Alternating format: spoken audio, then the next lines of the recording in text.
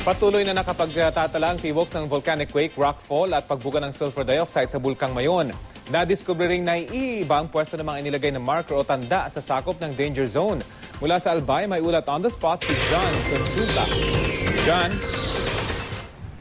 Rafi, nakumpirma sa isinagawang cluster meeting ng dito nga sa Albay na ginalaw ang mga markers na nakapwesto sa paligid ng Bulkang Mayon.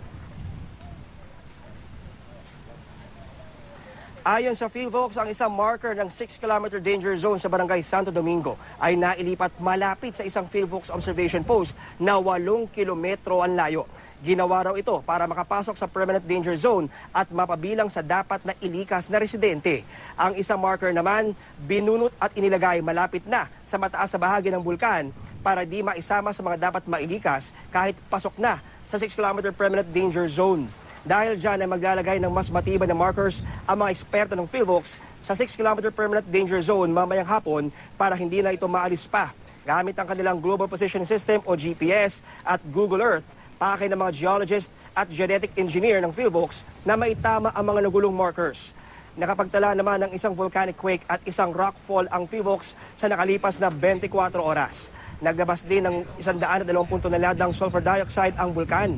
Lahat daw ng ito, indikasyon sa state of unrest o pag-aalburuto ng Mayon kung kaya't patuloy na nakataas ang alert level 3 sa paligid ng Mayon. So yung 6 na move to 8 kilometers plus. And we noticed also na ang ibang 6 kilometers were moved upward closer to the volcano. So dalawang klase ang may gustong sumama, may ayaw sumama dun sa. Hindi natin alam kung sinong naglagay. May legislation na ang probinsya dyan na any marker dyan at saka yung mga installations ng PHIVOLCS will be punishable by law. Pag may mga pilferages, pag may mga kung anong mga ginawang damages dyan.